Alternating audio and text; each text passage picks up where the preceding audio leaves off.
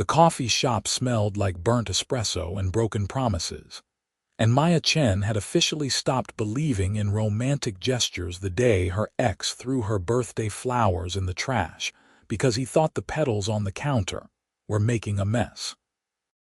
She stood in line at Rosewood Coffee, her Tuesday morning ritual, staring at the chalkboard menu she'd memorized months ago. The woman in front of her clutched a bouquet of sunflowers, and Maya felt something twist in her chest. Those had always been her favorite. "Lucky you," Maya said without thinking, nodding toward the flowers. The woman turned, smiling. "My husband brings them home every week, says I deserve beauty just for being me."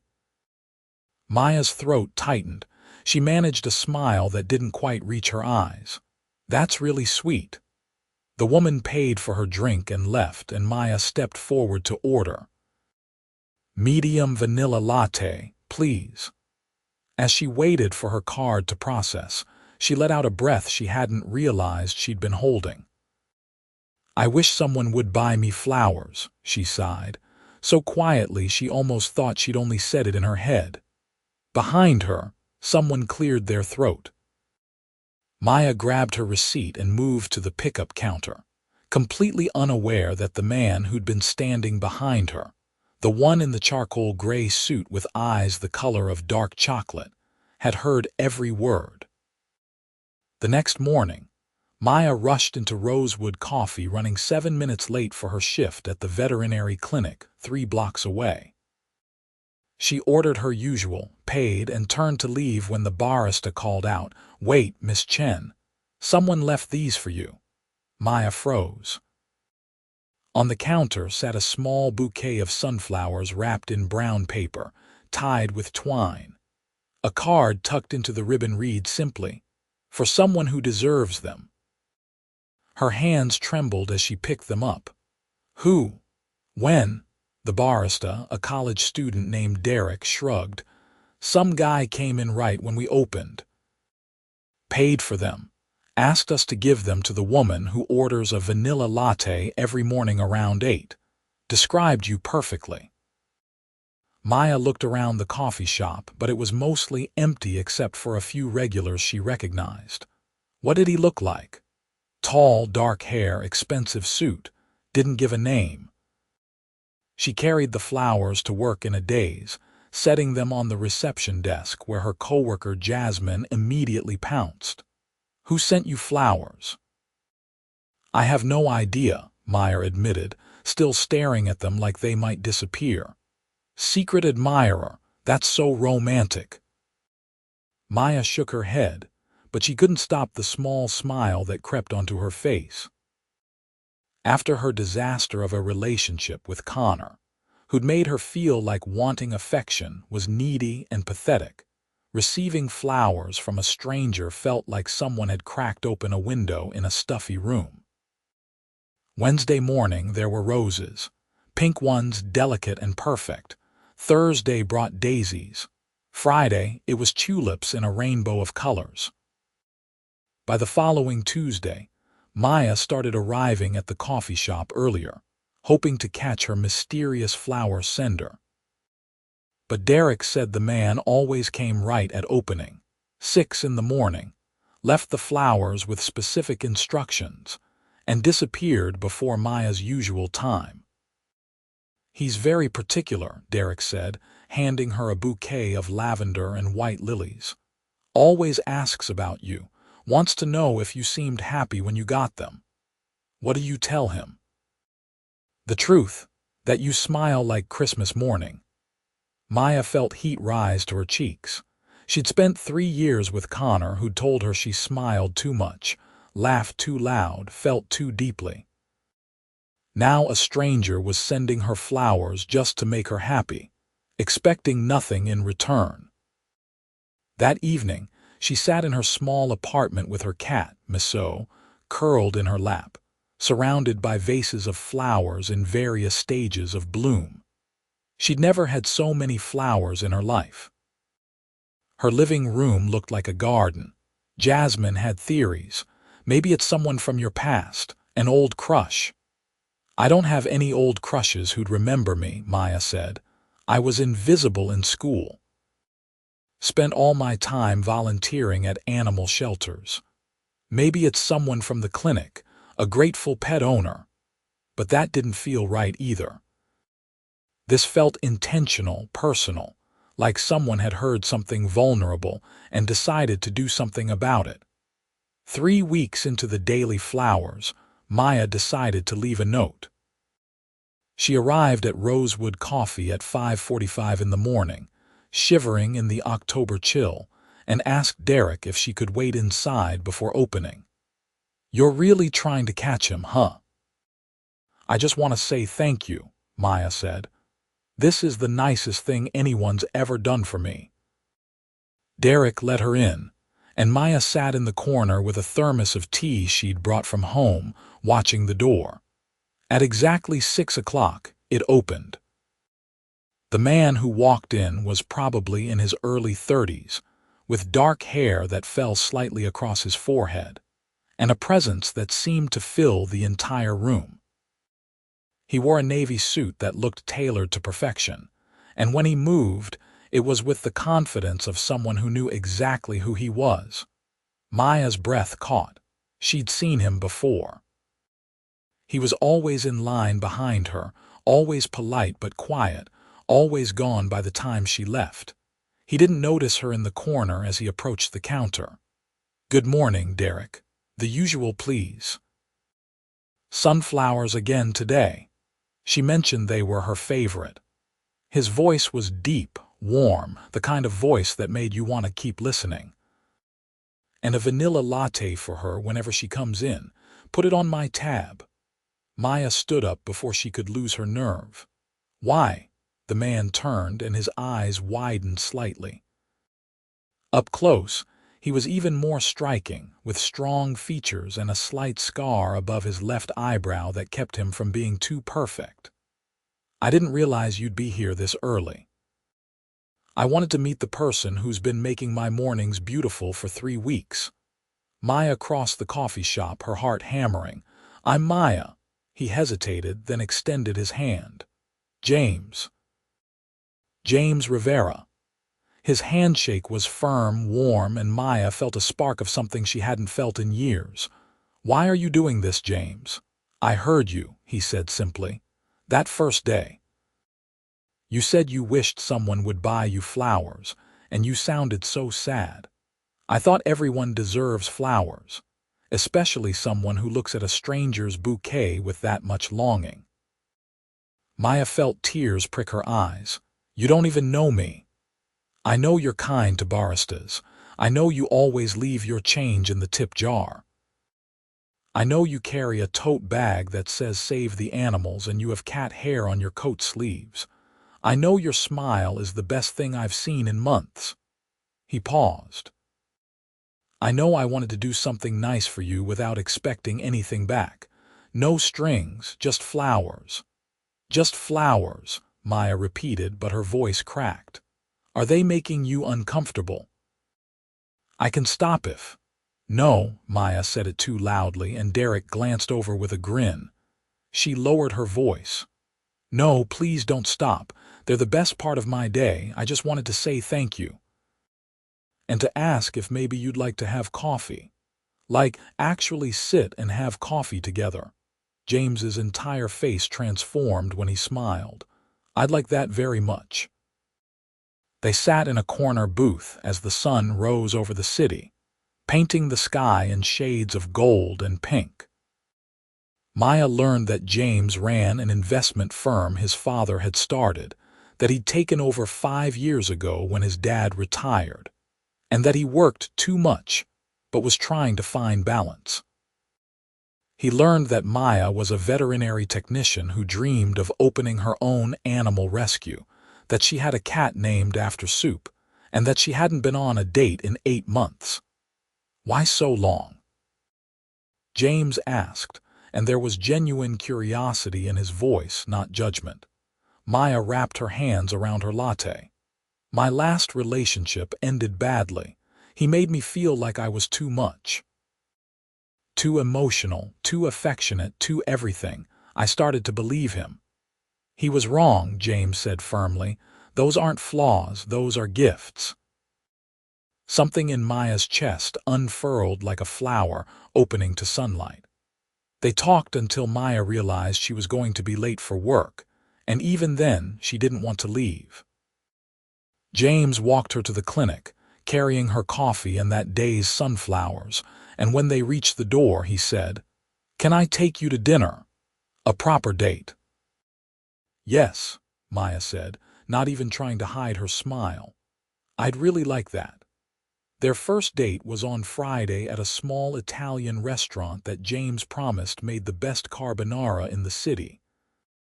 He was right. They shared a bottle of wine and talked about everything from their childhoods to their favorite books to their most embarrassing moments. Maya learned that James had a younger sister he adored, that his mother had passed away when he was 23, and that he still visited his father every Sunday for dinner. "What about you?" James asked. "Family. My parents are back in San Francisco," Maya said. "They wanted me to be a doctor or lawyer. When I told them I wanted to work with animals, they were disappointed." "We're not close." James reached across the table and took her hand.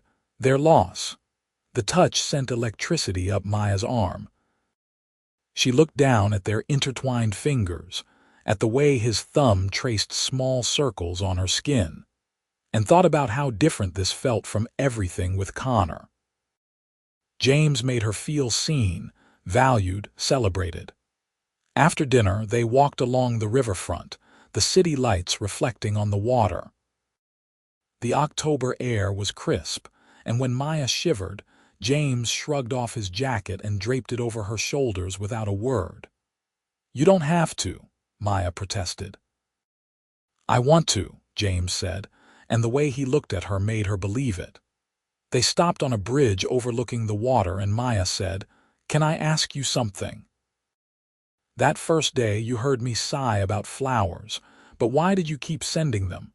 "For weeks." James leaned against the railing, his expression thoughtful. "Honestly. At first it was just a kind gesture. I thought I'd send flowers once, make a stranger smile. But then Derek told me how happy you looked, how you asked about me. And I realized I looked forward to that update every morning. It became the best part of my day, knowing I was making yours better. Then I started timing my coffee runs to catch glimpses of you. I told myself I was being respectful, not approaching you, just doing something nice. But really, I think I was already falling for someone I hadn't even met." Maya's heart felt too big for her chest. "That's the most romantic thing anyone's ever said to me. It's the truth." James turned to face her fully. "I know this is fast. I know we just officially met a few days ago. But Maya, I feel like I've been waiting to know you for months." "Me too," Maya whispered. When James kissed her, soft and sweet with the city sparkling around them, Maya understood what all the love songs had been trying to say. This was what it felt like when someone cherished you. Over the next few weeks, they fell into a rhythm. James still sent flowers to the coffee shop every morning, even though they were officially dating now. Why stop a good tradition? He said with a grin that made Maya's knees weak. They had dinner 3 times a week, coffee dates on weekends, long phone calls every night. James came to the clinic to meet her coworkers and charmed everyone, especially when he spent an hour playing with the rescue puppies in the back. Maya met his sister, Carmen, over brunch, and they bonded immediately over embarrassing James' stories.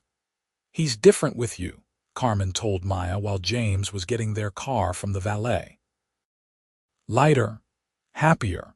He works too much, always has, but lately he actually leaves the office at reasonable hours. That's because of you." Maya felt warmth spread through her chest. She was different too. She laughed more easily, worried less about being too much, let herself believe she deserved good things. But it wasn't all perfect. 2 months into dating, Maya learned exactly how wealthy James actually was. She'd known he was successful, but she'd assumed he was comfortably well off, not one of the richest men in the state. It happened by accident. They were at his apartment, a penthouse she'd thought was nice but not extraordinary, when a magazine arrived in his mail. James was on the cover.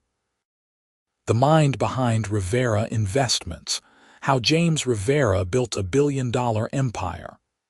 Maya stared at the magazine, then at James, who looked decidedly uncomfortable. Billion. I was going to tell you, James said quickly. I just didn't want it to change things. I liked that you didn't know, that you liked me for me. $1 billion, James. That's not like forgetting to mention you have a dog. That's a pretty significant detail. Is it, though?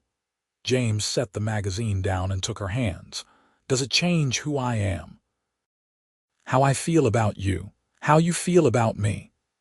Maya wanted to say no, but the truth was more complicated. She thought about her tiny apartment with the leaky faucet, her student loans, the way she budgeted carefully for every purchase. James existed in a different universe.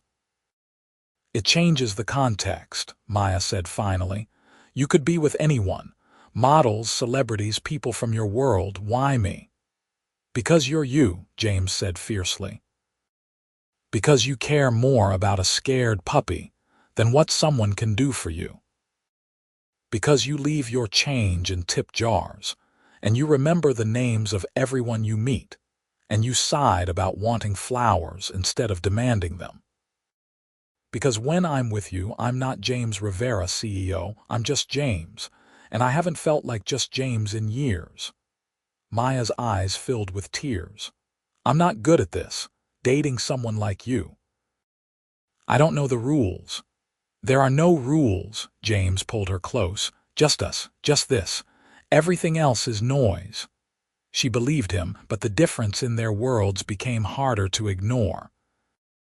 When James casually suggested a weekend trip to Paris, Maya had to explain she couldn't afford it and wasn't comfortable with him paying for everything. When they went to restaurants, she insisted on splitting bills, even though she knew one meal cost her what James made in minutes. It came to a head 3 months into their relationship. James invited her to a charity gala his company was sponsoring. I want you there, he said, by my side. Maya panicked. She didn't have anything appropriate to wear to a gala. When she tried to shop for a dress, the prices made her nauseous. She finally broke down and called Carmen. I don't belong in his world, Maya said, sitting on the floor of a boutique surrounded by dresses she couldn't afford. I'm a vet tech who lives paycheck to paycheck. What am I doing dating a billionaire? You're dating my brother who happens to be a billionaire, Carmen said gently. There's a difference. Look, James doesn't care about money. Our dad built the company from nothing. We grew up middle class. James just happened to be brilliant at investments and grew the company exponentially. But he's still the guy who cried when we had to put our childhood dog down. He's still the guy who volunteers at the youth center teaching financial literacy. Money doesn't define him, and it shouldn't define your relationship. But everything is so unequal. So make your own rules. Talk to him. James loves you, Maya. I've never seen him like this with anyone. Maya's heart skipped. He said that he loves me, Carmen laughed. He didn't have to. It's all over his face every time he says your name. Maya found a dress at a consignment shop. Something elegant and simple that didn't make her feel like she was wearing a costume. When James picked her up the night of the gala, the look on his face told her she'd made the right choice. You're beautiful, he breathed. You're not so bad yourself, Maya said, taking in his tuxedo. He looked like he'd stepped out of a magazine. The gala was overwhelming. Hundreds of people in a ballroom that dripped crystal and gold.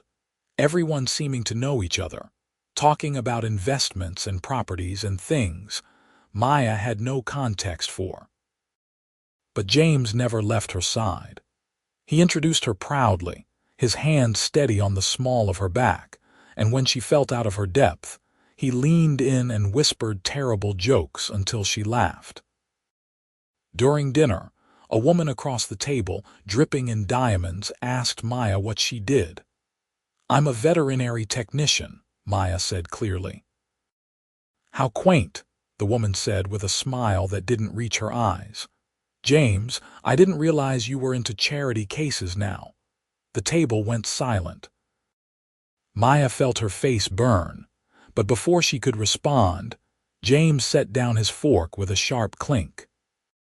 "Maya dedicates her life to helping creatures that can't help themselves," he said, his voice cold and hard in a way Maya had never heard. "She works 12-hour shifts, gets bitten and scratched, makes a fraction of what she deserves, and still volunteers on weekends at the animal shelter. She's the least quaint person I've ever met. She's extraordinary, and if you can't see that, that's a failure of your perception, not her worth." The woman blanched. James stood, offering Maya his hand. "Excuse us." He led her out to a balcony overlooking the city. Maya was shaking, adrenaline and emotion coursing through her. "I'm sorry," James said immediately. "I shouldn't have brought you into this. These events, these people, they're not real. They're not what matters." "You defended me," Maya said, her voice thick. "Always," James said fiercely. "Maya, I don't care what anyone thinks except you. I need you to know that. You're not a charity case. You're not lesser than anyone in that room. You're better than most of them, including me on my worst days." "That's not true." "It is." James cupped her face in his hands. "I've been wanting to say this for weeks, but I didn't want to scare you. But I can't keep it in anymore. I love you. I love your kindness and your strength and the way you see the best in everyone. I love that you make me want to be a better man. I love you, Maya Chen, and I don't care if it's fast or if we're from different worlds. I've never been more sure of anything." Maya felt tears spill down her cheeks. "I love you too. I was so scared to say it, scared this was all too good to be true. But I love you, James, so much it terrifies me." When he kissed her this time, it was deeper, more urgent, a promise and a claim all at once. The gala didn't matter. The people inside didn't matter. Only this, only them.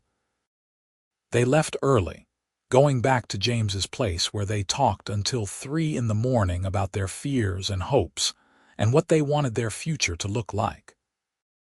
James admitted he was terrified of losing her, of the money driving a wedge between them. Maya confessed she sometimes felt like she was waiting for him to realize he could do better. "There is no better," James said. "There's only you." They made it work by creating their own normal. Maya insisted on paying for dates she could afford, and James respected that. In turn, James planned elaborate surprises, trips, and experiences, and Maya learned to accept them as gifts given out of love, not pity. She met James's father, a warm man who owned a hardware store, and told embarrassing stories about James as a boy. James came to Maya's tiny apartment and declared he loved it because it smelled like her lavender candles and felt like home. 6 months into their relationship, Maya's clinic faced closure. The owner was retiring and the building was being sold. Maya came home devastated. She'd worked there for 4 years, loved her coworkers, loved the animals they helped. "What if I bought it?"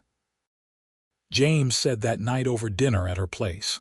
Maya looked up from pushing pasta around her plate. "What?" "The clinic. What if I bought the building and you ran it? You've always talked about opening your own rescue. This could be both." "James, no, I can't let you do that. It's not charity, it's an investment. You're brilliant at what you do. You could expand services, add a rescue component, make it everything you've dreamed of. I'd be a silent partner. You'd run it. Maya set down her fork. I need to do this myself. I need to know I can. Okay, James said immediately. Then let me help you get a business loan. I'll co-sign, vouch for you, whatever you need, but you'll own it, you'll build it. I'll just be the guy cheering from the sidelines.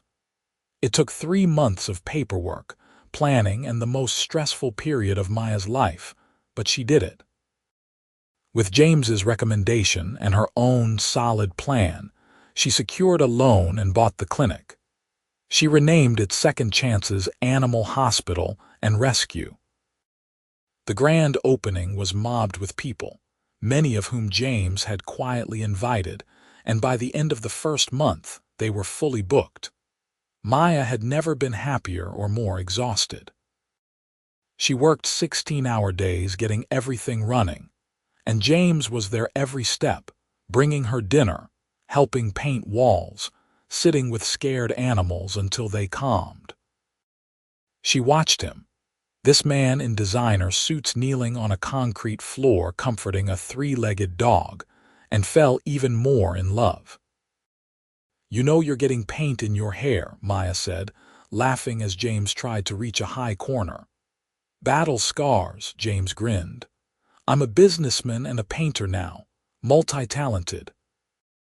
My multi-talented disaster, Maya said affectionately. That night, after they'd locked up and were sitting on the floor of the empty clinic eating takeout, James said, "Move in with me." Maya nearly choked on her noodles. What? Move in with me? Your lease is up next month anyway. We spend every night together. It makes sense. James, your place is a penthouse. Mine is a 1-bedroom with a leaky sink. So we'll fix the sink, or we'll get a new place together, something that's ours. James took her hand. I want to wake up with you every morning. I want to come home to you every night. I want this, us, all the time. What do you say? Maya thought about her tiny apartment, about the independence she'd fought so hard for, about the fear of depending on someone. Then she thought about James, about the life they were building, about how he'd never made her feel small for needing space or time or independence. Okay, she said, but we find a place together. Something we both choose. Deal. They found a townhouse in a quiet neighborhood close to Maya's clinic with a backyard for Miso and any future pets. It had 3 bedrooms, a sunny kitchen, and a porch swing that Maya fell in love with immediately. James bought it outright, but they decorated it together, blending Maya's cozy style with James's more modern taste until it felt like them. Moving in together was an adjustment. Maya learned that James was terrible at remembering to buy groceries, but excellent at cooking when ingredients appeared. James discovered that Maya hoarded blankets and liked the apartment slightly too warm. They had their first real fight about James working too late and missing dinner, and their first real makeup when James showed up at the clinic with apologies and her favorite Thai food. I'm sorry, he'd said. Work is important, but you're more important. I'll do better. And he did.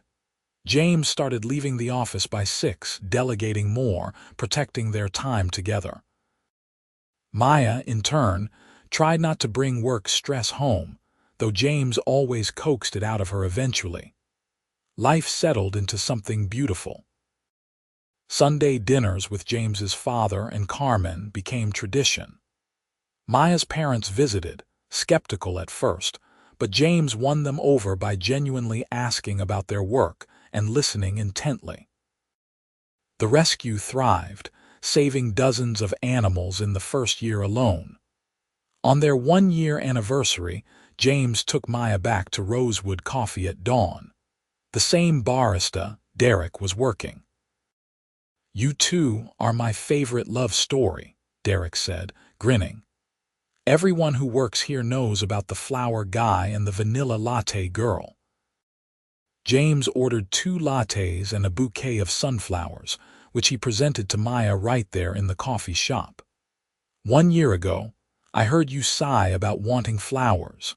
Best thing I ever overheard." "Best sigh I ever sighed," Maya said, laughing through happy tears. They spent the day revisiting all their important places. The Italian restaurant where they'd had their first date. The bridge where they'd first kissed. The animal clinic where they'd built dreams together. That night, James made reservations at the fanciest restaurant in the city, and Maya wore the dress she'd worn to the gala. Over dessert, James reached across the table and took her hand. "I have something to ask you." Maya's heart started pounding. "Okay. This year with you has been the best of my life. You've made me laugh more, love more, live more than I ever thought possible. You've shown me that success isn't about money or power. It's about coming home to someone who makes everything better. It's about building something real with someone extraordinary." James stood and moved around the table, and Maya's hands flew to her mouth as he knelt. "Maya Chen, you are my best friend, my partner, my home. You're the reason I believe in romance and magic, and all the things I thought were just stories. Will you marry me?" The ring was perfect, a simple band with a single diamond that caught the light like a promise. But Maya barely saw it. She was too busy looking at James, at the love and hope and certainty in his eyes. "Yes," she said, voice breaking. "Yes, 1,000 times yes." The restaurant erupted in applause. James slid the ring onto her finger and kissed her like they were the only two people in the world.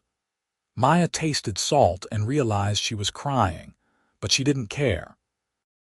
She was engaged to the man who'd heard her wish for flowers and decided to make it come true every single day. Planning a wedding was chaos. Carmen insisted on helping, which mostly meant she had opinions about everything. James's father quietly offered to pay for whatever they wanted, but Maya and James decided on something smaller, more intimate. They chose a garden venue in spring, when everything would be in bloom. "Fitting," James said, "since our whole relationship started with flowers." Maya's parents flew in a week before the wedding, and to her surprise, her mother pulled her aside the night of the rehearsal dinner. "I was wrong," she said quietly. "When you chose animals over medicine, I thought you were settling. But watching you with James, seeing what you've built, I realize you were just choosing your own path. I'm proud of you, Maya." Maya hugged her mother tightly, feeling years of tension finally ease.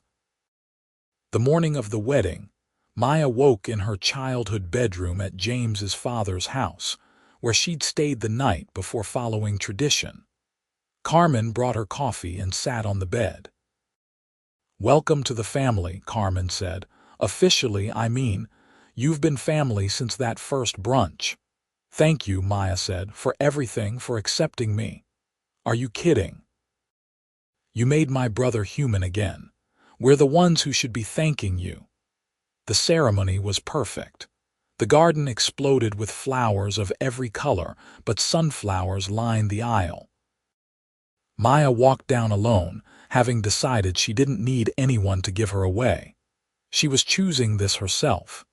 James waited at the altar, and when he saw her, his composure cracked. Tears streamed down his face, and he didn't bother wiping them away. "You're beautiful," he mouthed. Maya barely heard the officiant's words. She was too focused on James, on the way he held her hands like she was precious, on the vows he'd written himself. "Maya, you taught me that the best investments aren't financial, they're moments.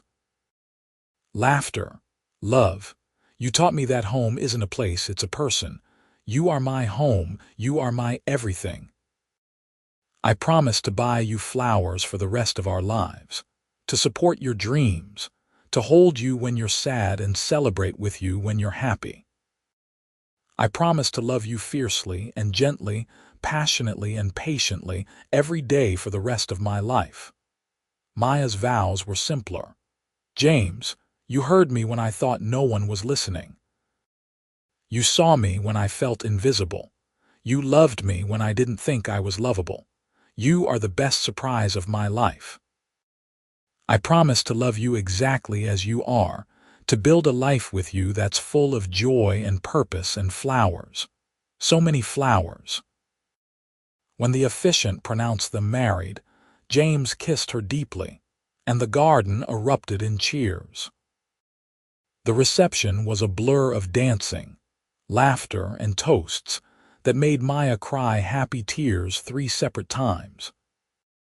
James's father told stories about James as a boy, always serious and focused until he met Maya and remembered how to play. Carmen embarrassed them both with tales from their dating days. Maya's co-workers from the clinic presented a video of all the rescue animals they'd saved, dedicated to the couple who believed in second chances. During their first dance, James pulled Maya close and whispered, "Happy." Deliriously, Maya said, I've never been happier in my life." They honeymooned in Italy, 2 weeks of food and wine and exploring small towns. James had wanted to plan something elaborate, but Maya had requested simplicity, and he delivered. They stayed in small bed and breakfasts, rented a car and got lost on purpose, ate at family restaurants where no one knew who James was. One afternoon, sitting in a cafe in a tiny Tuscan village, Maya said, "I want to expand the rescue. Add an education program, work with schools to teach kids about animal care and compassion." "Do it," James said immediately. "I'll help however you need. I want it to be self-sustaining, not dependent on your money. Then we'll make it so. You're the most resourceful person I know. If anyone can build something sustainable and impactful, it's you." They spent the rest of the honeymoon sketching plans on napkins, dreaming bigger than Maya had ever let herself dream before. Back home, life shifted into married rhythm. Maya launched the education program, starting small with visits to local elementary schools. James used his connections to secure grants and sponsorships, always positioning Maya as the leader, himself as just a supporter. The program exploded. Within 6 months, they had a waiting list of schools wanting visits. Maya hired 2 more staff members and converted part of the clinic into a classroom space. She taught kids about empathy, responsibility, and the joy of caring for creatures different from themselves. One evening, James came home to find Maya on the porch swing, miso in her lap, looking thoughtful. "What's on your mind?" he asked, sitting beside her. "I was just thinking about that day in the coffee shop, when I sighed about wanting flowers. I was so sad, so convinced I wasn't worth grand gestures or romance. And then you heard me and you decided to do something about it. You changed my entire life." James wrapped his arm around her. "You changed mine too. Before you, I was successful but empty. I worked all the time because I had nothing else. Now I have everything. I want to start a foundation," Maya said suddenly, "for people like I was. People who think they're not worth love or investment. We could fund education, mental health resources, animal therapy programs. Use your business success to help people believe they deserve good things." James kissed her temple. "Let's do it, together." The foundation launched a year later, funded by James's company but run by Maya. They called it Second Chances, matching the rescue's name. It provided scholarships, therapy programs, and supported small businesses owned by people from disadvantaged backgrounds. Maya poured herself into it, working alongside the rescue, exhausting and exhilarating herself daily. 2 years into their marriage, Maya started feeling tired constantly. She chalked it up to working too much, but when she fainted at the clinic, James insisted she see a doctor. The doctor smiled when she gave them the news. "You're pregnant, about 8 weeks along." Maya and James sat in stunned silence in the parking lot afterward. They'd talked about kids but hadn't been actively trying. This was a surprise. "How do you feel?" James asked carefully. Maya pressed her hands to her stomach where a tiny life was growing. "Scared, excited, overwhelmed, happy, all of it." "Me too," James admitted, "but mostly happy, so happy." Pregnancy was hard. Maya had terrible morning sickness the first trimester and spent the second exhausted. But James was there for all of it, holding her hair back, bringing her crackers at 3 in the morning, painting the nursery while she supervised from a chair. They found out they were having a girl and James cried again. "A daughter," he kept saying, wonder in his voice. "She's going to have you completely wrapped around her finger," Maya said, laughing. "Completely," James agreed, not even pretending otherwise.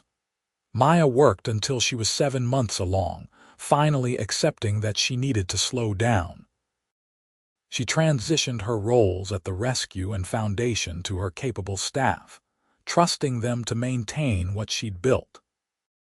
It was hard letting go, but James reminded her that she'd trained everyone perfectly.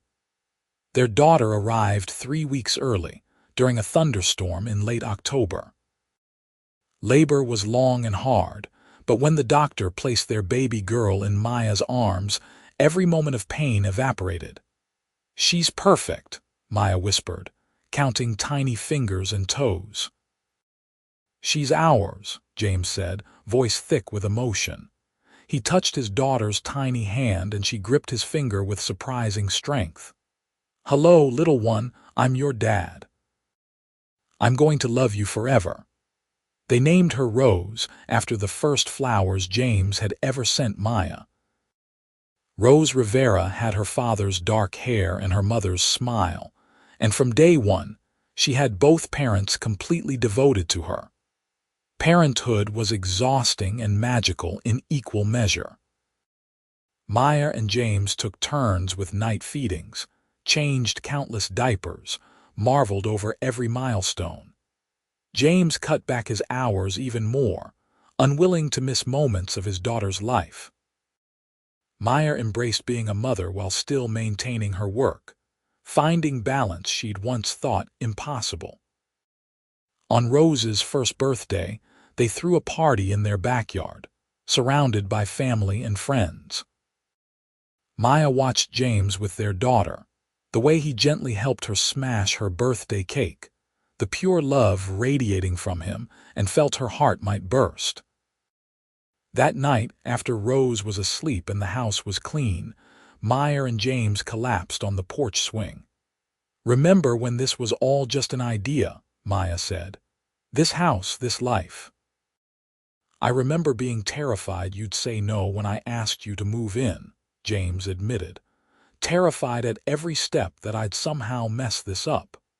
"You didn't mess anything up. You made everything beautiful." James pulled her closer. "We made it beautiful, together." Over the next few years, life continued to grow and evolve. The rescue expanded to a second location. The foundation helped thousands of people pursue education and healing. Rose started preschool, already showing signs of her mother's compassion and her father's determination. On their 5th anniversary, James and Maya returned to Rosewood Coffee, now with 3-year-old Rose in tow. Derek, who'd graduated college and now managed the shop, greeted them with a huge smile. The legendary couple returns, and with a mini-you. Rose, who'd heard the story of how her parents met about 1,000 times, marched up to the counter. "My daddy bought my mommy flowers every day because he loved her." "That's right," Derek said, grinning. "Best romance I ever witnessed." James ordered 3 drinks, 2 vanilla lattes and a hot chocolate for Rose, and a bouquet of sunflowers. He presented them to Maya with a theatrical bow. "For the woman who deserves them." "You're ridiculous," Maya said, laughing, accepting the flowers and a kiss. "You love it," James countered. "I really do." They sat in the same corner booth, where they'd had their first conversation, Rose between them coloring on napkins, and talked about everything and nothing. Maya felt the same spark she'd felt 5 years ago, that sense of being truly seen and valued. "Do you ever regret it?" James asked. "Marrying someone so publicly wealthy? Dealing with the attention and expectations?" Maya looked at their daughter, happily drawing flowers, then at James, the man who'd heard her smallest wish and made it his mission to fulfill. "Not for a single second. You're the best decision I ever made." "Second best," James corrected, nodding at Rose. "She's the best." "She's the result of the best," Maya said. "A tie, maybe."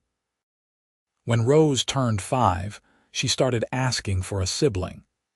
"Emma at school has a baby brother and Liam has 2 sisters. I want a sister or brother too." Maya and James had talked about more kids, but had been waiting for the right time. Looking at their daughter's hopeful face, they shared a glance. "What do you think?" James asked Maya later after Rose was in bed. "I think our lives are chaotic enough," Maya said. "I also think I want more of this chaos, more love, more family. So we try for number 2." "We try for number 2." Their son was born just after Rose's 6th birthday, a chubby, happy baby they named Oliver. Rose was obsessed with him, constantly wanting to help, and James joked that they now had 2 mini-bosses running their lives. "I wouldn't have it any other way," Maya said, nursing Oliver while Rose demonstrated her latest dance routine. "Neither would I," James agreed. The years that followed were full. Rose started elementary school and declared she wanted to be a veterinarian like Mommy. Oliver grew into a rambunctious toddler who adored his father and followed him everywhere. The rescue celebrated its 10th anniversary with a massive celebration. The foundation expanded internationally, helping communities around the world. Maya and James grew older together, their love deepening with every year, every challenge, every triumph. They still had date nights, still talked for hours, still made each other laugh. James still sent flowers to Rosewood Coffee every year on the anniversary of that first day, even though Maya now got them at home constantly. On their 10th anniversary, they renewed their vows in the same garden where they'd married. Rose and Oliver stood with them, holding rings, part of the ceremony. Maya wore a simple white dress, James a suit that made him look distinguished and handsome. Their vows were different this time, shaped by a decade of marriage. "Maya, 10 years ago I promised to love you forever," James said. "I had no idea then how deep forever could go. You've given me a family, a purpose beyond work, a life beyond my wildest dreams. You've made me a better man, a better father, a better human. I promise to spend the next 10 years, and every year after, continuing to choose you, to cherish you, to buy you flowers and make you laugh. I love you more today than I did then, and I'll love you even more tomorrow." Maya's vows reflected their journey. "James, you heard me when I thought I was invisible. You saw potential in me I didn't see in myself. You've been my partner in every sense, in building businesses, raising children, creating a life that matters. You've shown our kids what real love looks like. You still make my heart race. You're still the best part of every day. I promise to continue growing with you, dreaming with you, loving you with everything I have." Their kiss was met with cheers and Rose making exaggerated gagging sounds that made everyone laugh. The party afterward was full of everyone who mattered. James's father, now in his 70s but still sharp and kind. Carmen and her wife and their new baby. Maya's parents, fully embraced into the family. Derek from Rosewood Coffee, who'd been invited to every major event over the years. Staff from the rescue and foundation. Friends who'd watched their love story unfold. As the sun set and lanterns lit up the garden, Maya found James watching her from across the yard. He smiled, that same smile that had made her brave enough to approach him 10 years ago, and raised his glass in a private toast. She made her way to him, weaving through guests. "What are you thinking about?" "That sigh," James said. "That one moment when you wished for flowers and I heard you. What if I'd been looking at my phone? What if I'd been distracted? We could have missed all of this." "But you weren't, and we didn't," Maya said, leaning into him. "You were exactly where you needed to be. We both were." "Fate," James asked, "or luck, or magic?" "Does it matter? We found each other." James kissed her softly. "Best thing I ever found." Rose ran up, pulling Oliver behind her. "Daddy, Mama, come dance. They're playing the song from your wedding." They let their children drag them to the makeshift dance floor, and as the music swelled, Maya looked around at the life they'd built, the family they'd created. The love that had started with an overheard sigh and a stranger's kindness had blossomed into something extraordinary. She thought about the woman she'd been 10 years ago, sad and lonely in a coffee shop, convinced she wasn't worth romantic gestures. If she could go back, she'd tell that woman to hold on, to believe that good things were coming, that the right person would hear her, see her, choose her, but she didn't need to go back. She was here, now, in the present, dancing with her husband while their children laughed and the garden sparkled with light. She was exactly where she was meant to be. James pulled her closer, and Maya let herself sink into the moment, into the music, into the steady beat of her husband's heart. Around them, flowers bloomed in the evening air, and Maya smiled, thinking about how appropriate that was. Their love had always been about flowers, about growth, about choosing to nurture something beautiful every single day. "I love you," she whispered. "I love you more," James said. "Impossible," Maya countered. "Want to spend the rest of our lives arguing about it?" Maya laughed, the sound bright and free. "Absolutely." And they did. They spent years continuing to build, to love, to support each other and their growing family. Rose did become a veterinarian, taking over the rescue when Maya eventually stepped back. Oliver became a teacher, working with underprivileged kids and carrying on his parents' legacy of giving back. James and Maya grew old together, their hair graying, their faces weathering, but their love remaining constant. They still held hands. They still had date nights at Rosewood Coffee, long after Derek had retired, and new baristas learned their story. They still celebrated every anniversary with flowers and renewed promises. When Maya was 63, she published a book about the rescue and foundation, about building a life of purpose from a single moment of kindness.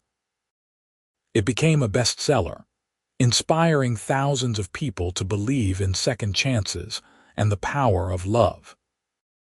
James stood in the audience at her first book reading, their children and grandchildren beside him, and watched his wife speak about hope and flowers and the stranger who changed her life.